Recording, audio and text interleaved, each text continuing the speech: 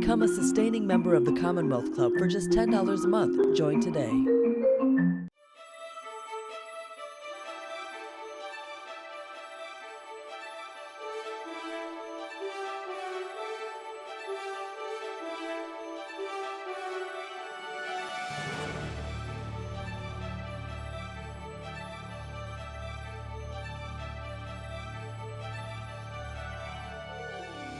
Welcome to the Michelle Meow Show at the Commonwealth Club of California.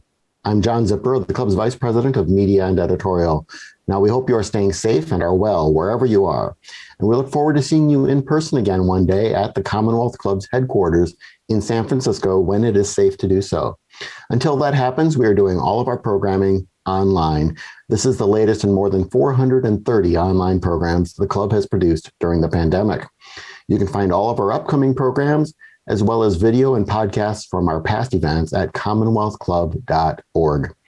Now, if you're watching us live on YouTube, use that chat box there on the screen to submit questions for our panelists today.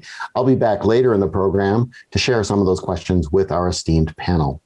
Now I want to introduce Michelle Meow, the producer and the host of The Michelle Meow Show, and a member of the Commonwealth Club's Board of Governors. Good to see you again, Michelle. Thank you so much, John, and thanks to the Commonwealth Club for providing the platform and the space for us to have these important conversations.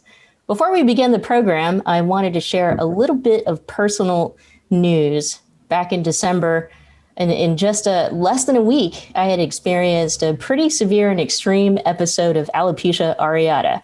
And so what that means is I lost a majority of my hair.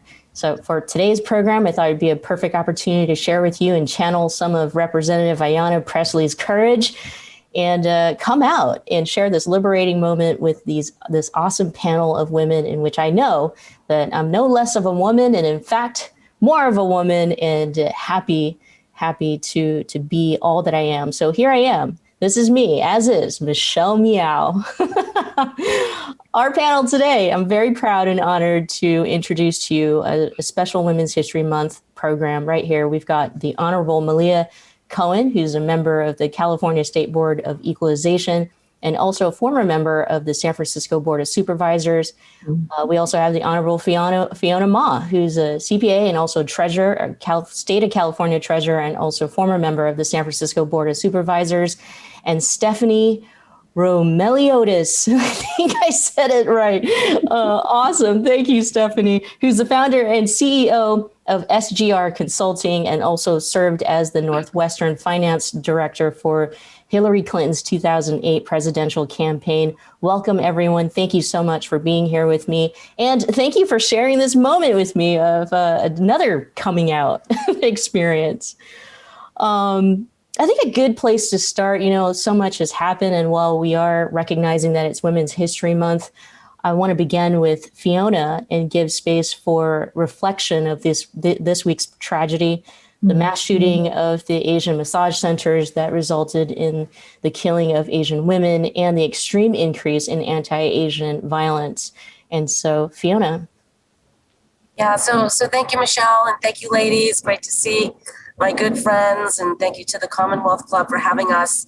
The incidences that happened 2 days ago and other incidences around San Francisco, the Bay Area, of Asian Americans being attacked just because of how we look is a travesty. It's upsetting. My parents were both born in China, and having the former president, stir up the controversy and scapegoat the Asian American community is not helpful in terms of bringing us all together and healing, especially getting us out of this pandemic. So just like every other community that gets scapegoated, we just need to speak out and stand up and band together, especially here in California.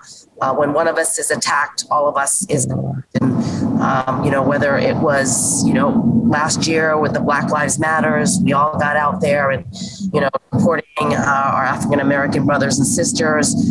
We just have to stay vigilant to this type of crimes that are out there and people who are preying on us, and they need to be convicted.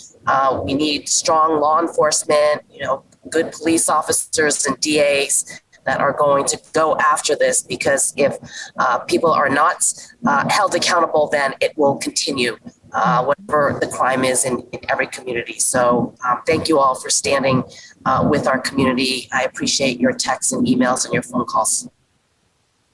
That's right, Fiona. The cross-community solidarity is extremely important. And so if Malia or Stephanie would like to add to that, feel free to do so. I'd love to jump in. I have many thoughts about what I'm seeing on television transpiring. To the Commonwealth Club, thank you again for bringing us together and giving us a safe space to share not only our ideas, but also to innovate and create new ideas. So thank you very much. And Miss Meow, of course, you're amazing. The number that I saw yesterday was 3,800 incidents of violence directed towards Asian Americans last year in 2020, up almost by 1,000% in the previous year. 1,000% an increase. I mean, it's just amazing and staggering and shocking. Yesterday, local news posted a video of a woman in Chinatown who was assaulted, but then turned around and beat her assailant. And what struck me in my heart was to hear her wailing and to hear her crying and to know that this woman is someone's grandmother. We are all grandchildren. We all have a grandmother. And to hear her wailing, it just pierced my heart. And I want to affirm that I am standing in solidarity with the Asian API community. And we will work together through allyship and understanding and through healing to get through this. We do have a new administration, and very excited, that our vice president is Vice President Harris, who's made history.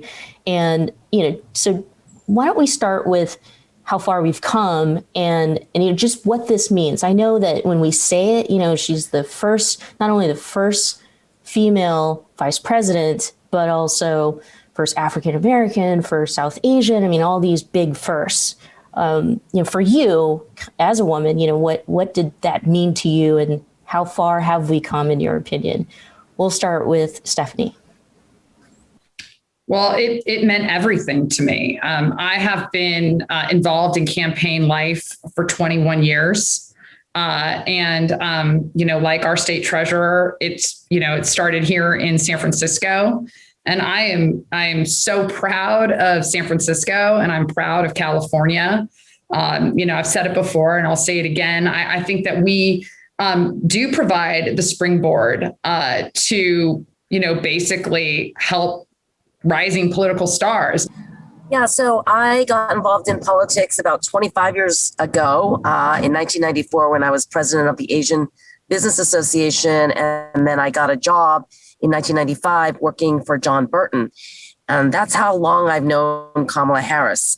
We were very active in the women's community. We sat on all the boards. We would attend rallies to support, women who were battered, killed by their survivors. And when I got elected to the Board of Supervisors in 2002, Kamala was with me. And then she ran the next year for San Francisco District Attorney, and I was with her. And so it is like seeing my sister rise and advance. And I didn't think I would ever see a woman president in my lifetime. No matter how progressive we are here in the United States or California, I still did not see that in the cards, because I know how hard it is to run for office. And Stephanie can attest to that as well, Malia and myself, that it is not easy for women because we don't have the financial resources a lot of times. We don't have the same network, the good old boys network of people who have money and continue to support each other so that they all continue to advance together. Being a politician and a woman of color in California is still not an easy task. And so seeing my sister Kamala as vice president and seeing her in the news or in the newspaper every day just makes me really, really proud. And it gives me renewed hope that I will see a woman president in my lifetime. Yeah, when will we see a woman president of the United States? It sounds like very soon. Let's talk about, winning. So both of you know and have experience, winning campaigns or winning in general, or at least being successful in a position of leadership. What does it take, for a woman? What does it take to win?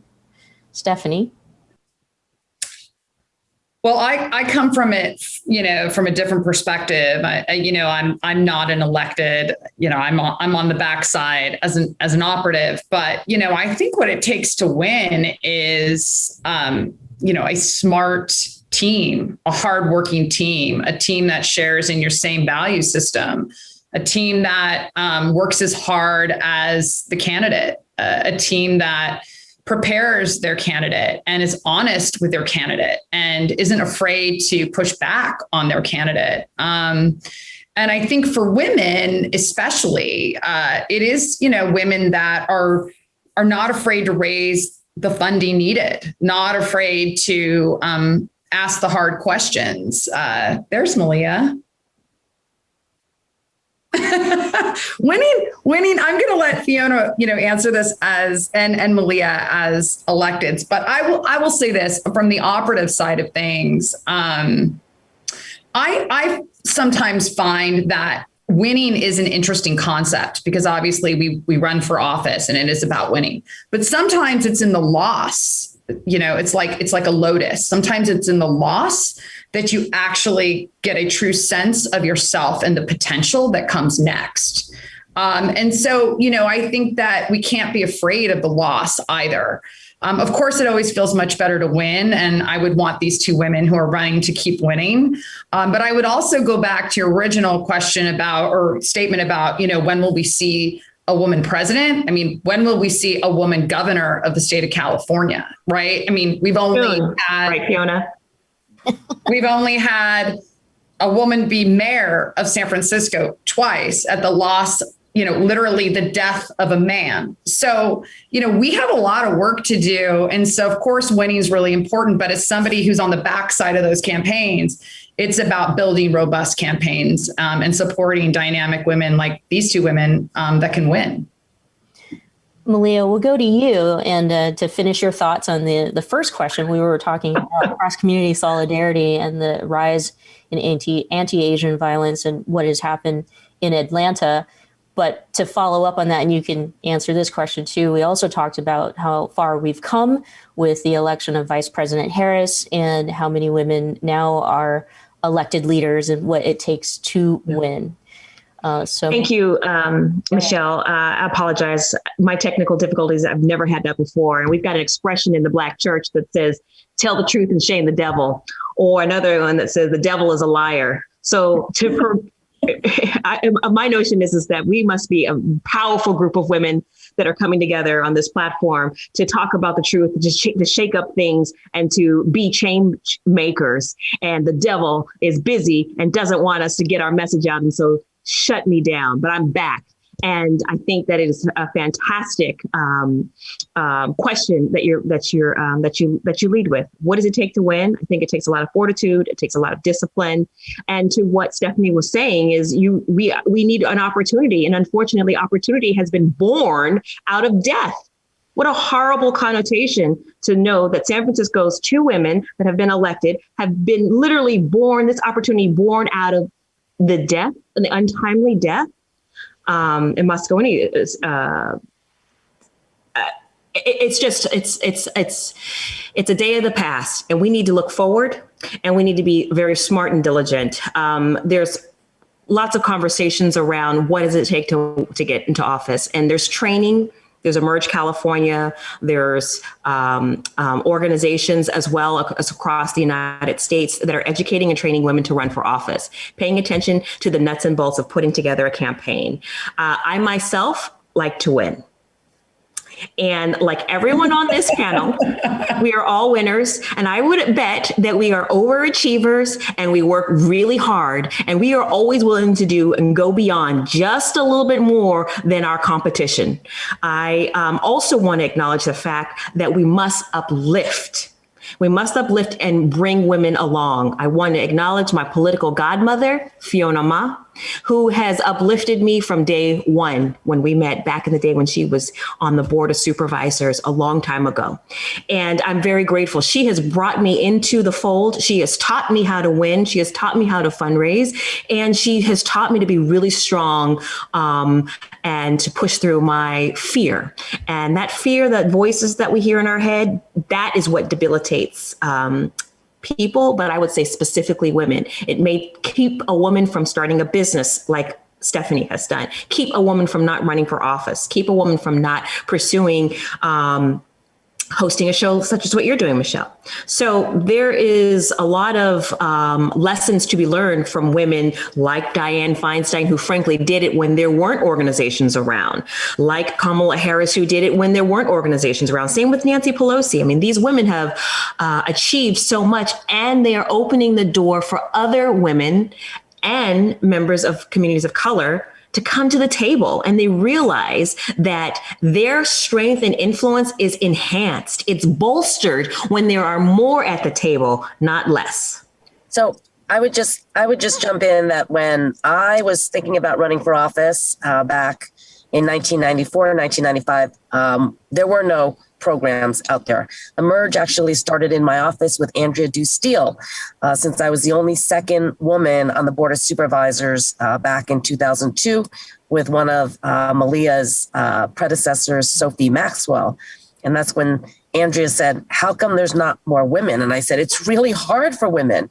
Like, we've had to just learn from experience, right? Hard knocks. And thank God I had a job with John Burton, one of the best, that I was able to see what it takes to get elected to office and to be successful. But one thing I remember is when John Burton got termed out, normally he would have a birthday party every year in December, mid-December.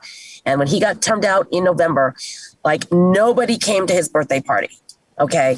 And that was a very humbling experience, because for so many years, he's been helping so many people in the state of California. Yet, because he was out of office, the lobbyists didn't have money for him, right, to come to his birthday. So that lesson has stuck in my mind, that we need to be humble. Number two, I always look for candidates who have it in their belly, that are competitive, like the Malia Cones, that want to do it, not because other people are pushing them to do it, but because they have something they want to get accomplished, some mission, some platform. And regardless of the ups and downs, because Malia, it is very, very when you're the candidate. And many times 2 o'clock, 3 o'clock in the morning, you're up thinking about, oh my God, I forgot to call this person. I forgot to email this person. Your fundraisers like Stephanie are going, you didn't raise enough money. You got to go raise money. If you want to put out a mailer, because they're attacking you. So just has to be within yourself, and you have to be competitive. If you're not a competitive spirit, this business is really going to be difficult for you. Yeah. And a whole lot of grit, which is what you both have. A whole lot of grit. I mean, I also want to say in the world, we talk oftentimes about women that are in the elected position, but we don't really spend a lot of time talking about the consultants. Now, the consultant world is very male dominated, but the fundraising world, correct me if I'm wrong, Stephanie, is very much dominated by women. Mm-hmm. And when it comes to the direction and to the guidance, people always yield to the man that it's at the table. So when we're talking about female leadership and female empowerment, it's not just about the elected and the person occupying the seat. I'm talking about pollsters. I'm talking about general consultants. I'm talking about fundraisers. There are opportunities across the board for women to be in this space that we're in. We're talking about policy think tank leaders. So there is a lot of room and a lot of work for all of us to do today, starting today. And it's a part of a question that I have later down the line. But a great segue to this next question. I mean, we talk about the wins. We talk about how much progress we have made. And I say we as women, and that includes LGBTQ rights in this conversation as well. But my next question has to do with the very specific nuances of what running a campaign or running as an elected leader, doing something where you're going to be a decision maker, and what roadblocks or objections might you have?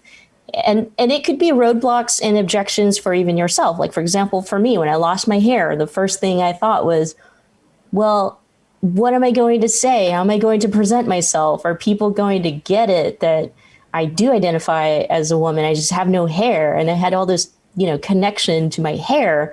And I can't believe back then that was a roadblock. That was a couple months ago. But personally, it was for me. And so I'd love to share with our audience today kind of, those specific nuances running as a woman, and what it means to you and kind of what your roadblocks were. We'll start with Malia. Sure. Thank you. When I think about your remarks, Michelle, I'm thinking about the India Ari song, "I Am Not My Hair." And hair is also deeply connected in the African American community to power, political strength. You might remember Holly Mitchell just passed last year the Crown Act, where African American people were penalized for wearing their hair naturally, the way it grows out of our scalp. So I can connect with you about that identity. And I'm glad to see that you've pushed through that crisis. And so to answer your question specifically, I'd say we as women have an opportunity to always be redefining what it means to be a woman. So Ayanna Pressley has done a fantastic job of what it means to be a woman, a mother, a wife, and yes, dealing with alopecia, and yes, dealing with and wearing a bold, bald head. Now, Michelle, you might want to put a bold red lip or a fuchsia lip like Ayanna Pressley and really make a statement. But that might not be your style nonetheless. But my point is that we all have platforms, and we need to be unapologetic about these platforms and step into the space and not play small and play big. Fill the frame of your Zoom, right? Speak with your hands. You want to be present, because we have young girls and young boys, but specifically young girls that are looking behind us over our shoulder, watching us do these Zooms, watching us on television, watching us speak in person, and they are wondering, can they do it? So we have to be that example, showing them that they can do it. And that's not to say that it's easy, because behind the scenes, it is difficult. It is many tears, many for me, I cry in the shower out of frustration, in full disclosure. But it's important for us to be really honest with each other and put that out there, saying, yeah, there are going to be some very trying times. It's okay. You release and then you move forward. This is a big topic for me. I must say a couple of things. First of all, when we talk about the roadblocks and the challenges, I think we should just, sort of like I said earlier, like, let's name it. I want to name it. It's that men continue to be able to fail upward. And women don't get that same privilege. We just don't. Like, we constantly have to prove ourselves. We constantly have to, ask for a seat at the table. I mean, we even saw it when Kamala Harris was running for president, and then, was nominated to be the VP nominee. It was she had to prove herself. Was she good enough? We don't do that to men. And what's interesting about this is that, when I got into politics, I was, young, and I wanted to help elect women to office, and it was everything I wanted to do. And what I didn't understand about that process is that I would then become an entrepreneur that actually wanted to train and mentor and give women a space in politics and in the philanthropic ecosystem where they could be inside my shop and they could feel safe. And so whether that meant they were in college and trying to find themselves, or questioning whether they should go to law school, or they didn't believe they were good enough for Stanford or Yale, or they wanted to have a baby, right? Like really helping them to feel that there was a safe place where, they could grow, and then forever that there would be a political shop that would be there for them. So, it's definitely, I'm 44. I've been doing this now for 21 years.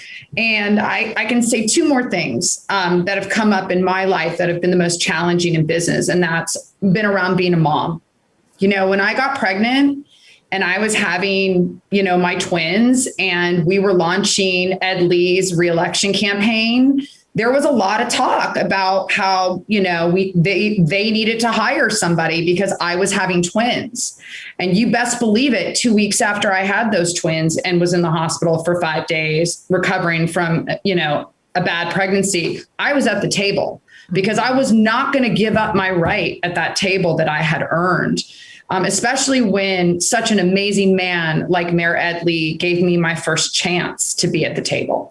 So, you know, I think there are moments like this. And I think this crisis has been an example of what moms have had to endure.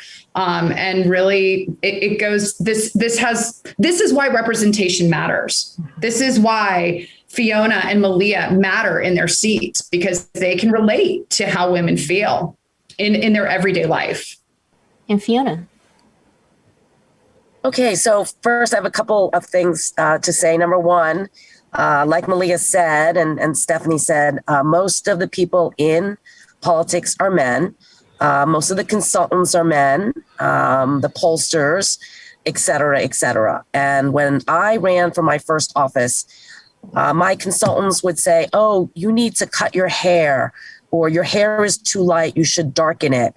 Don't wear glasses. You need to wear turtlenecks. You need to wear pantsuits. You know, your heels are the wrong shape. And that's what they tell you. But they don't understand that when we are comfortable, the way we look, what we wear, that's when our confidence comes up. And I recognize that in my first race, right? Where I let them all dictate what they wanted me to do and everything. Then for my second race for the assembly, again, I had consultants that said, oh, no, you got to change your website. You got to change your tagline. We don't like the way you look. And I fired them, okay? Because I was like, I am done, right? This is me and this is my life. And they will never work as hard. No one will work as hard except you. Mm-hmm. So we need to have that confidence and we need to push ahead. We need to push people aside if they're trying to bring us down and dictate to us what they think we should be doing. And as I get older, I'm 55 years of age right now. I don't let a lot of people tell me what to do anymore. I will listen and I will thank them. But ultimately, I've gotten this far on my own for the most part, right? I've won all 4 of my elections. And that's because I trust my gut and my instinct. And that's what we need to do more of. We can't let those voices of men usually tell us we can't do something or, you know, what are you doing? You know, it's not right. You know, you don't know what to say. You're like saying it wrong. And so that's what we need to do. And then secondly, I'm happy about the pandemic because 2 of my staffers, nice, very, very bright, qualified, experienced young ladies on my team have had babies. And they have been able to spend the last year bonding with their babies. And I think we need to do more of that. We need to allow telework opportunities. I don't think we need to be in the office every day. And the last year has proven that we can still get our work done. Some may be not as efficient because they like to be at the office, but it can be done. And that's the only way we're going to be able to accommodate more women who want to have families, who have to take care of, you know, parents. I live with my dad. Mm-hmm. If it goes wrong, I'm the one that has to, you know, to be there to take care of him, the dogs or whatever. But that's how we're going to keep women in the workplace and, you know, enable us to continue to move up the ladder without losing time and without losing that opportunity to be at the table because we have other important things that are happening in our lives. So I've heard this a lot. The future is female. Mm-hmm. So the question is, you know, are women the future of politics? Malia. Yes. Next question. Absolutely. I believe it. It's a yes, period, or a yes, exclamation point. Yes, absolutely. Why, you may ask? Well, the women, we are different from men. We think problems through differently, and this is backed up by science. There is data that will confirm the statements that I'm making. Not only do we approach problems differently, we are more collaborative in that approach. As I said earlier, we are about not excluding people, but bringing people to the table, listening to different varying viewpoints. And you heard from Fiona, you listen to the viewpoint, you can take it or you can leave it. Also, I think that we are raising children. We are raising them still in many cases the primary caregiver. So we have a lot of influence. We have a lot of influence on where and how we spend our household money. Now more than ever, women are educated, better educated than where my grandmother was. My grandmother was not college educated, but my mother was. And I am, and have an advanced degree. My daughter will have an advanced degree as the world continues to turn on. Opportunities are opening up, quite frankly, due to legislation. Not only do we pivot and stand on the shoulders of the civil rights movement, but we think about Hannah Beth Jackson, who passed legislation a few years ago that would require companies to have women on their boards and allow them to serve, diversifying corporate boards, which have largely been held by men. So that's another avenue that we are moving in. When I think about Joe Biden and the appointments that he has made alone to cabinet secretary positions. I look forward to seeing his judges that get confirmed, his selection in Kamala Harris as the vice president. I mean, there are so many different examples of how we are seeing women manifest to rising up and stepping into great roles of leadership. And what you're also seeing are that they are bringing other women with them. So yes, the future is female. Mic drop. So, anyone else want to add to that? Stephanie? I mean, yes, of course. Yeah. Unless there's more women in politics and at the table, it'll become more and more difficult, I think, to define what empowerment actually means. I mean, I think Joe Biden has, how do I say this? I'm really proud of Joe Biden, right? I mean, this is an older white straight male who I think is really trying to own the moment and empower as many women as possible in January. And I think this is partially with probably Kamala Harris's influence, but in January, for the first time, a president created the White House Gender Policy Council. And that's tremendous because it's that council that's actually right there with the president that is going to take a look at equity and is going to challenge the norms and the status quo. So, these are the things that we need in politics. And so my answer is absolutely. And Fiona, I'll add a different spin to that. And I'm referring to the state of California, but I think even for API women who are running for elected office, we're winning those campaigns. There's more API women who are running and winning, but very diverse, not necessarily all progressive and Democratic. Many in Southern California, for example, are Republican and conservative. However, I do think that there is hope in the future for, collaborations and bipartisan decision making, which may make it, easier for us to move forward. Your thoughts? Yeah, so yes, the API community is not monolithic. We have many women who are now running and winning that are Hmong, Cambodian, Thai, Korean, Filipina, East Indian, Chinese, Japanese. I mean, it runs the gamut. But I do agree that when women do run and finally decide to, put their name on the ballot, we do have great chance of winning because the electorate understands that we are doing this because we want to get things done.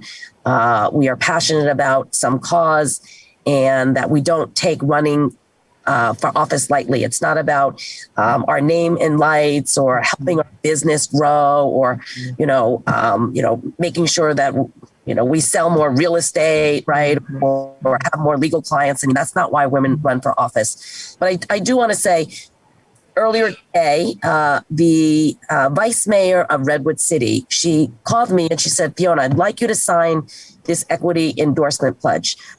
Too many times when men jump into a race, everybody endorses early. And then when women, people of color, other folks want to run, the race is done because that male has secured all the endorsements, which I said, yes, that is true, because I know that there's a big seat in San Mateo. And I know a guy has been calling me constantly, like every 2 weeks.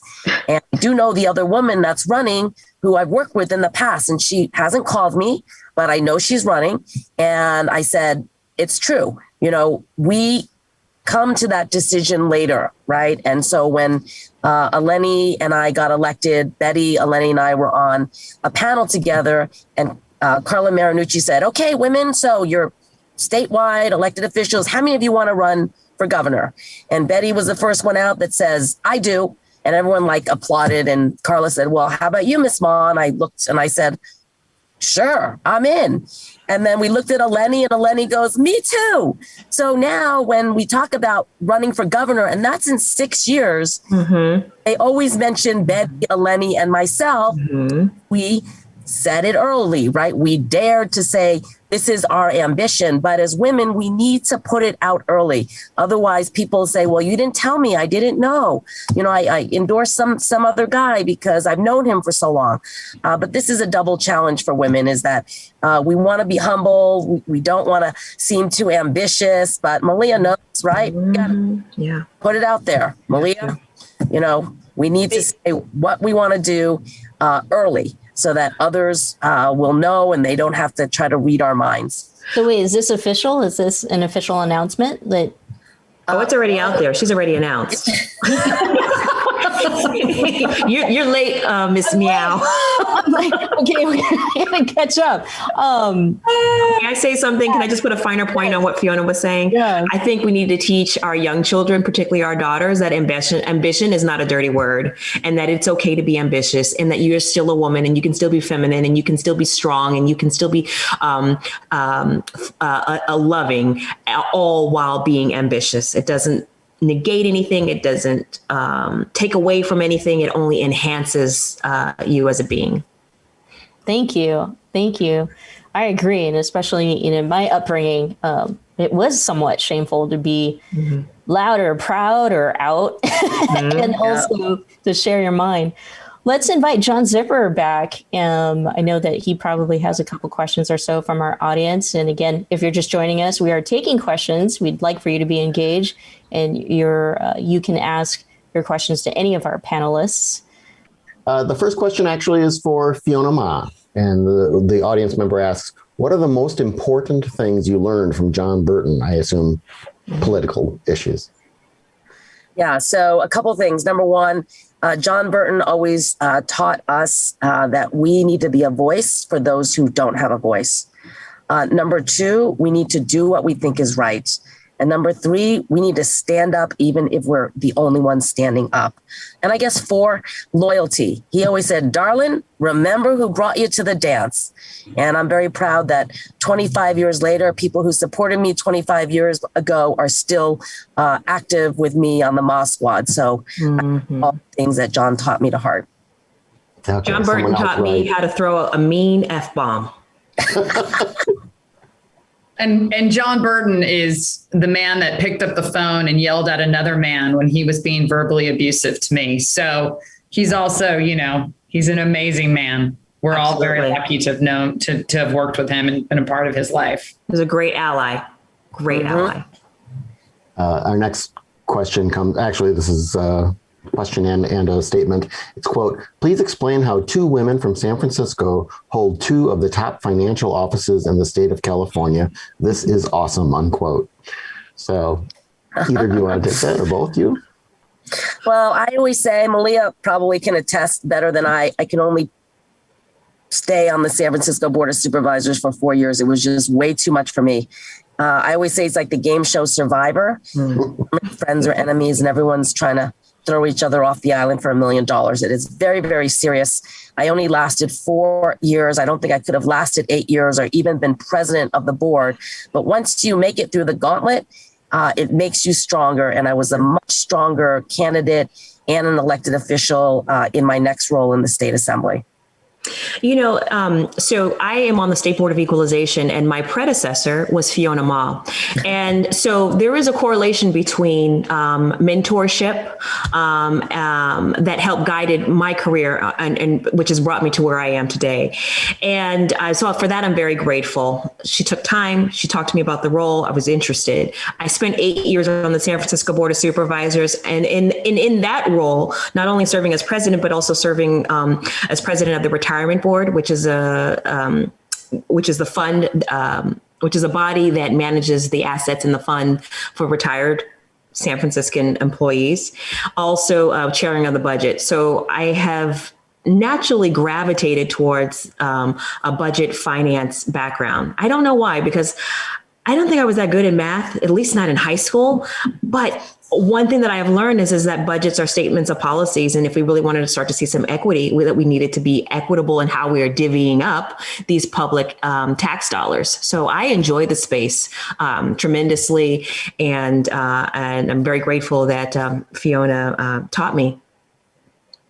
A number of questions that are all kind of around the same thing. So I'll just put them together. And I want to ask all of you this, but we'll start with Stephanie. What advice would you give young women who are interested in running for office? Where to start? How do they get their feet in the door?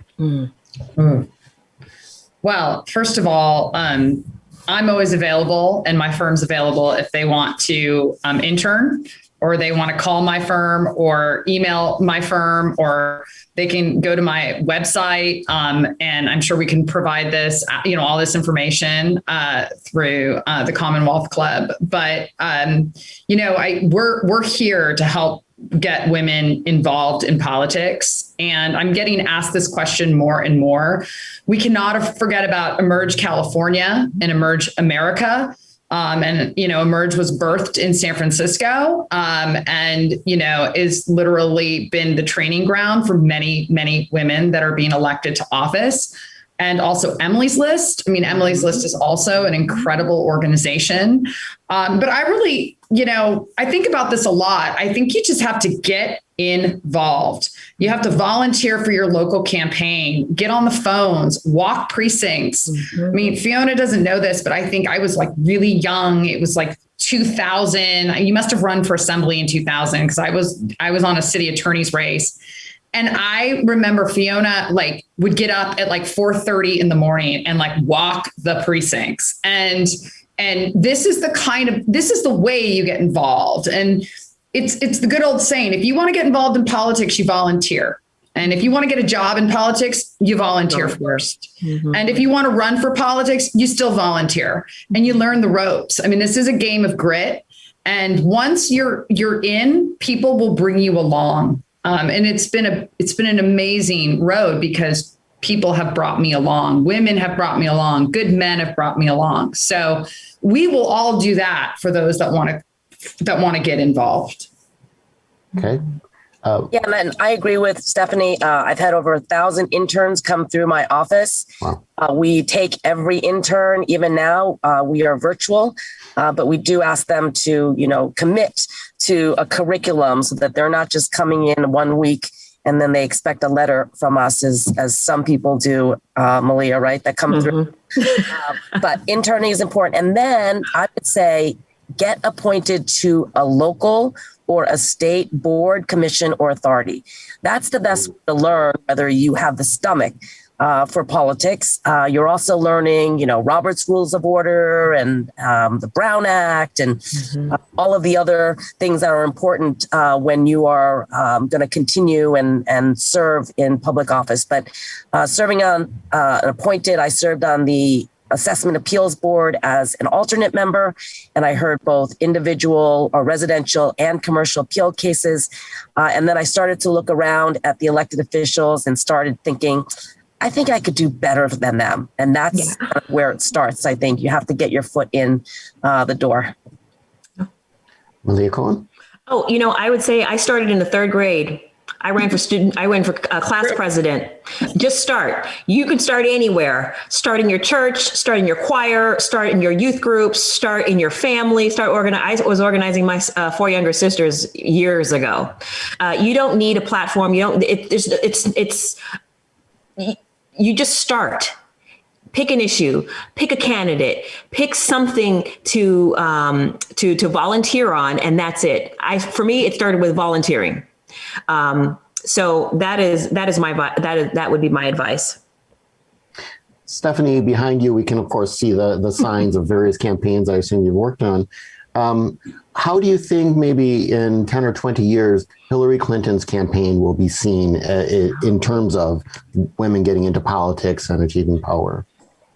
So glad you asked this. I just want to say that when I think about women like Senator Feinstein and Secretary Clinton, I mean, these women, they were almost like pioneers in politics for us. And they really were the ones that really broke through those million cracks through the glass ceiling, even though they didn't break through the glass ceiling. And I think, now that we have our first female vice president, it's amazing. And I think we are starting to celebrate women. And I don't want people to forget Hillary Clinton, because Hillary Clinton is, she is one of the best that there is. I mean, she is a true American. She is a patriot. And when she is asked to step up for America, she does. And that is why she ran in 2016. She was asked to run and she ran. And all of the things that she said post her election have actually been true. Mm-hmm. So I think Hillary Clinton is one of the greatest Americans that will be a part of our history books. And I think her campaign will be seen as something that, it was, I think we took our foot off the gas a little bit. I think we got a little bit too comfortable in our progression and our democracy. And Donald Trump winning was a reminder that we can't take anything for granted. So, it's a sensitive topic for me, but I am proud to have worked for Hillary Clinton, and she's a true American. I think history will reflect on Hillary Clinton in a favorable way. When I think about Hillary Clinton's, both her races brought to the forefront so many issues about gender, about stereotyping, about double standards, about when you are a woman and you're a candidate and you're a front runner, what that means. Do you remember in her first race when she was at a diner, at a cafe, and she got choked up? Mm-hmm. And they skewered her because she showed emotion. They also skewered her because they said she didn't show emotion. Mm-hmm. And Hillary took shit from what Bill Clinton did. You remember that? Monica Lewinsky and all that. And she still stood there strong, stoic for her family. She raised her daughter. She is a grandmother. She got the nomination for the Democratic Party. Hillary is quite a phenomenal woman. Also, she has been big enough to admit the mistakes that she has made. Yes. I don't know a man that has ever done that. Yes. And she embraces women with open arms. I mean, absolutely. She embraced Kamala Harris. She was thrilled for Kamala Harris, and she campaigned every day between August and November for Joe Biden and Kamala Harris. And I think that says a lot for her character. Mm-hmm. And I just like to also add, I mean, I was a big fan of Hillary. I got involved in 1995 at the White House Conference on Small Business under President Bill Clinton and heard Hillary speak. And I was like in awe, because she's such an amazing speaker.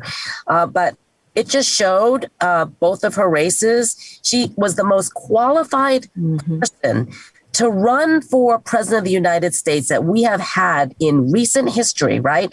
Being, a lawyer in her own right, vice president, Secretary of State. First lady in the White House, actually seeing and knowing what the job entailed, then got to be senator of New York, got elected in her own right, and then Secretary of State, where she visited more countries than any Secretary of the State ever did. Yet every time I would campaign for her, there were certain people that would say, well, we don't like her voice. Really don't like her voice. Oh, we don't like something about her husband. So there is this double standard. And I felt really bad that the most qualified woman, that's why I started with, I never thought I would see a woman president in my lifetime after going through both of Hillary's campaigns, that here it is, the most qualified, experienced person, woman, to be in the White House, still couldn't, break that final, glass ceiling. Now, all three of you very accomplished in the political sphere. I'm surprised none of you have said that the way to get involved and to become a leader is to be a billionaire real estate developer. Probably an oversight. I don't know. But one of the reactions we did see during the Trump administration was this huge increase of women of color, LGBTQ women who were running and winning, and not just in blue states, but in some very red places as well. But just sticking on Donald Trump, and do you think Donald Trump and Trumpism and his his pushing of a very old-fashioned chauvinist male kind of narrative, do you think that was a reaction to the growing power, or the success of that, I should say, was a reaction to this growing power of women we've seen over time, or do you think that was just this growing power coming up in against what already was there, if I'm not being too vague? Yeah, and I would just say, like, women were progressing slowly, but after Trump got elected, the amount of women that came out for the Women's March and got involved in all these new type of campaigns, Run to Win, Red to Blue, all of these, were women that had never gotten involved in politics before, but they felt the need to do it. And that really, I think, propelled more women to get involved and to run for office. And we have seen record number of women running for office all across the state in all different positions. This is a chance to shine the light now on some other women. Are there some younger women on the way up that you see as potential rising stars that you'd like to mention and kind of shine the light on them here? Someone asked the other day, and I said, I don't want to pick my favorite women. I've got women all over the state that I am mentoring and encouraging them to run, and I don't want to pick certain ones and leave certain ones out. So you all know who you are, women, who I'm encouraging and watching. You're right, Fiona. You're right. I'd like to say I'm really, really proud of some of the young women that I'm seeing rise as operatives in campaign politics. Mm-hmm. I think we're seeing more and more women have the opportunity to be campaign managers. Mm-hmm. My very close friend, I will name her because I'm godmother to her child and we've come up the ranks together, but my very close friend, Kristen Bertolina, has had a business in politics of fundraising for 25 years. And she is the campaign manager for Alex Padilla for US Senate. And it is it's big because to be able to move out of the fundraising lane and to be able to manage a campaign, especially a US Senate campaign, it's a big deal. I mean, seeing Jen O'Malley Dillon be the campaign manager of the presidential campaign and now have such an important role in the White House. So I am super proud of women young and old that are leading our campaigns to help, us push forward our progressive values and elect fabulous people to office. We kind of touched on some of the not all women running for office are necessarily Democrats. And of course, here in the Bay Area, it's oftentimes easy to think that, yes, these are going to be more progressive policies. But of course, there are many very conservative people in politics who, Marjorie Taylor Greene, Nikki Haley, Alabama's governor, South Dakota's governor, Kristi Noem, and others. What's your reaction when you see one of them win an election? Is it mixed? Is it no, they completely should have lost? Do they still advance some of the goals of getting women into politics? Any thoughts on that? Yeah, I mean, I have a lot of friends across the aisle, even in the legislature. Some of them, Asian women, have gotten elected to Congress this last time, and good for them. You know, they represent a certain constituent base, and they got elected because they know who their voters are. And we don't all have to agree on everything. And when we get together, young Kim and I, we like to go sing karaoke together.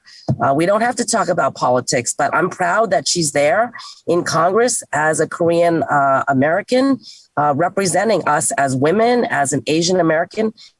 So I don't think we should just demonize people because they're not a certain party or they don't have the same, values as us. They also deserve to be respected because they got elected by their constituents. And John, I would also add that, again, statistically speaking, the data is showing us is that although women, in this case, in this example, Republican women, they still actually have a higher penchant to work with other women across the aisle. And so they are less party focused, but more focused on getting the job done. And I think that is what inspires me to not be nervous or have any apprehension with working with someone across the aisle. I would work with a woman across the aisle before I would work with a man across the aisle. And largely it has to do with just a style of how things are done. Again, more a collaborative approach. Okay. Then the last question, how important has the Me Too movement been in advancing the women's movement, and particularly in politics?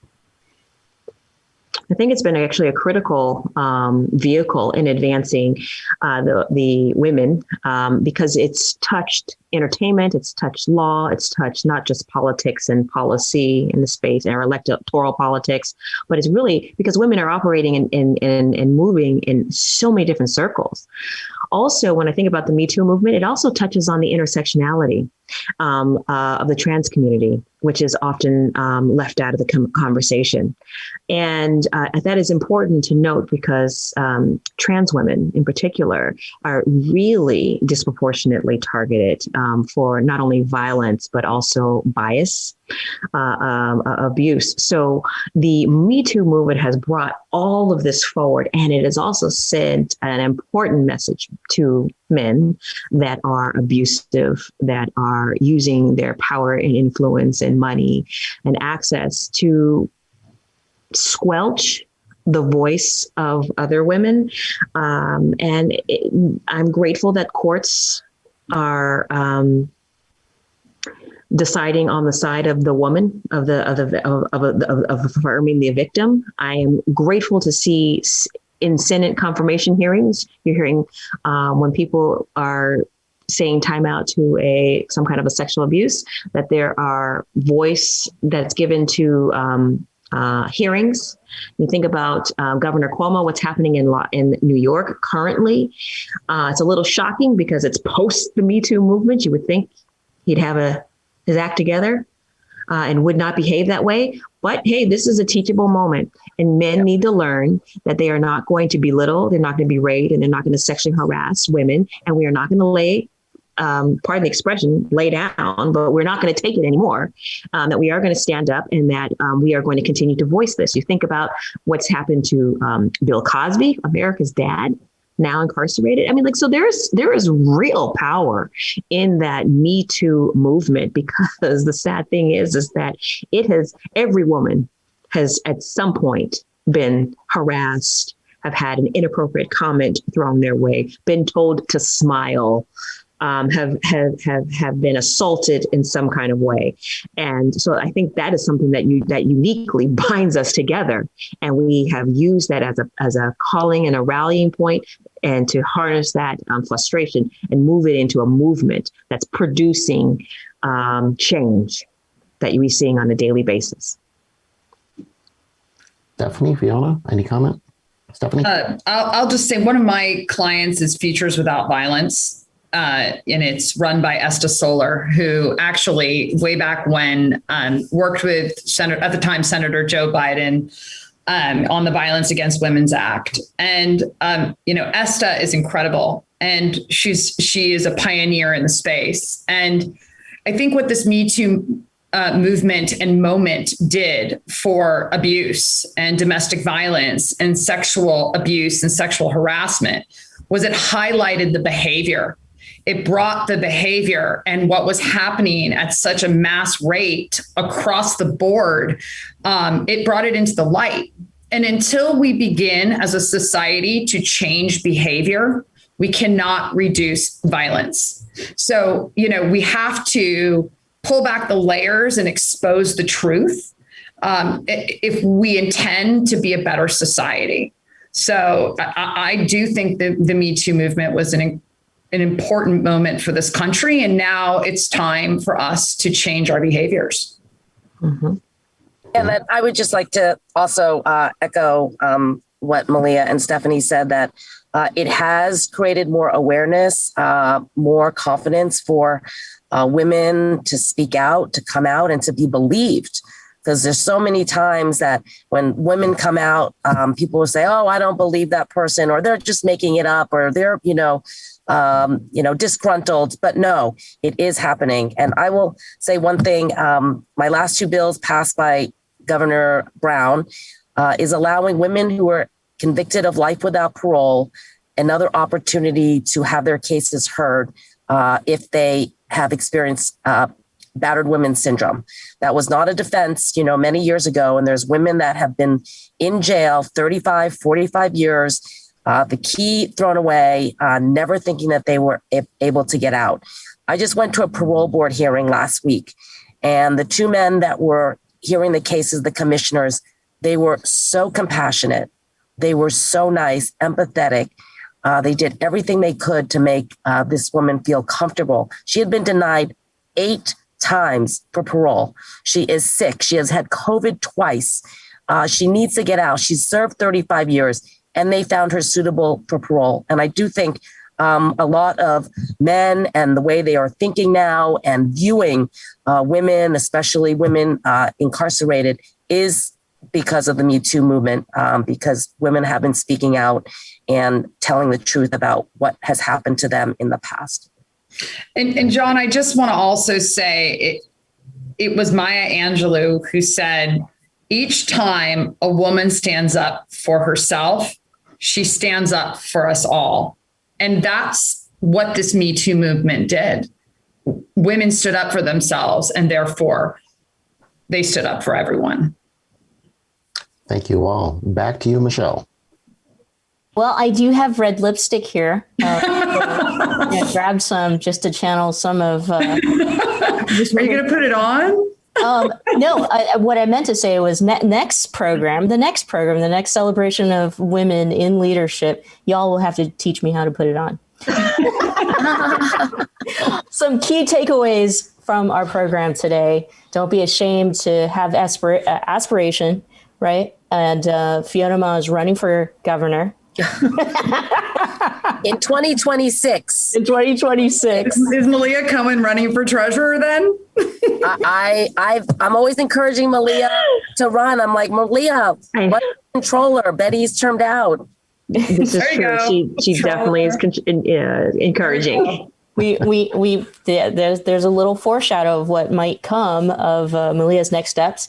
And trans rights are women's rights. Mm-hmm. Support your AAPI sisters and the AAPI community. Stand in solidarity with all our communities and go out there and get to work and do something. I want to thank you all for joining us for our Women's History special. You all are incredible women. And thank you so much for being our inspiration and our courage at the same time. And thank you all for joining us this evening. Thank you to the Commonwealth Club for bringing us all together. And John, I leave you with the last words. The last words are just more thanks. Thank you, everybody. Stay safe and stay healthy. Have a good weekend. Thank you. Thank you.